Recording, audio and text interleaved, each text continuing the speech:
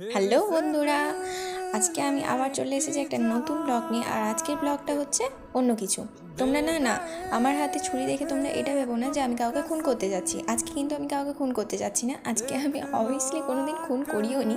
তো আমি আজকে যাচ্ছি, আমাদের কাছে অনেক অ্যালোভেরা হয়েছে, তাই অ্যালোভেরাগুলো কাটতে। আর সেই অ্যালোভেরা দিয়ে আমি তুলবো আমার ফেসের ট্যান। যেহেতু দেখো এখানে প্রচুর অ্যালোভেরা হয়ে গেছে, তাই এখানে অ্যালোভেরাগুলো আমি কেটে দিয়েছি আর সেগুলো পাশে রেখেছি। তো এগুলো নিচে নিয়ে যাওয়া হোক, চলো। আর এগুলো নিয়ে এগুলো আমি এখন জলে রেখে দেবো। আর জলে রেখে যেই হলুদ অংশটা বেরোবে ততক্ষণ অবধি আমি ওয়েট করবো, কেননা হলুদ অংশটা আমাদের স্কিনের জন্য খুবই খারাপ। তো হলুদ অংশটা বার করে আমি সেটা কেটে নেবো। আর কেটে নেওয়ার পর সেগুলো আমি ইউজ করব। দেখো আমি দুটো ভাগে এখানে ভিজিয়ে দিয়েছি। আর দেখো জলটাও হলুদ হয়ে গেছে, তার মানে হলুদ অংশটা বেরিয়ে গেছে। তো এবার আমি এটা আগা পাশ সব দিক থেকে কেটে এটাকে আমি মাঝখান থেকে জেলটা বার করে নেবো একটু পর। তো তা করতে দেখো আমি একটু মুলতানি মাটি নিয়ে নিয়েছি, এবং মুলতানি মাটিটা আমি কি করব, গোলাপ জল দিয়ে এটাকে পেস্ট করব। তো কিন্তু তোমরা যদি পেস্ট করো তাহলে কিন্তু একদমই সাধারণ জল দিয়ে এটা পেস্ট করবে না। এটা পেস্ট করতে গেলে এটা গোলাপ জল দিয়ে পেস্ট করতে হবে। তারপর এটাকে মিক্সড করে আমি আমার মুখে লাগাবো।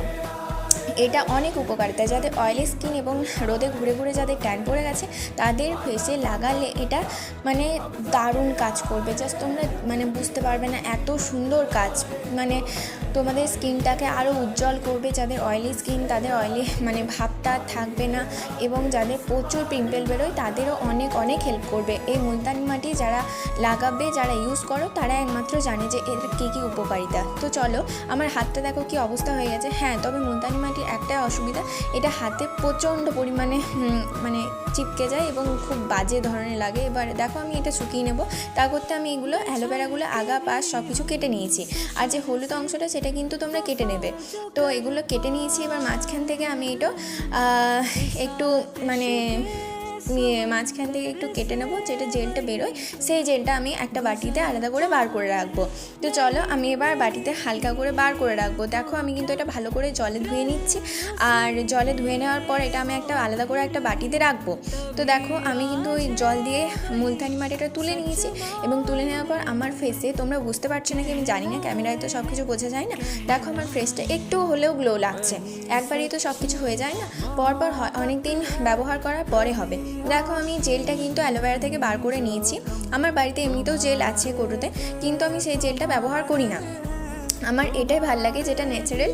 আমি গাছ থেকে, যখন গাছ আছে তখন গাছ থেকে এটা ব্যবহার করতে পারবো, ওইটাই বেশি ভালো। তো দেখো আমি এটা পেস্ট করার জন্য আমি হামালদিস্তা নিয়ে চলে এসেছি। যেহেতু মিক্সিতে সব কিছু ব্যবহার করা যায় না আমাদের, তাই এটা হামালদিস্তাতেই ব্যবহার করব। তো দেখো আমি হামালদিস্তাতে এটা ভালো করে পেস্ট করে নেব, এবং তারপরে দেখো আমার পেস্ট করা হয়েও গেছে।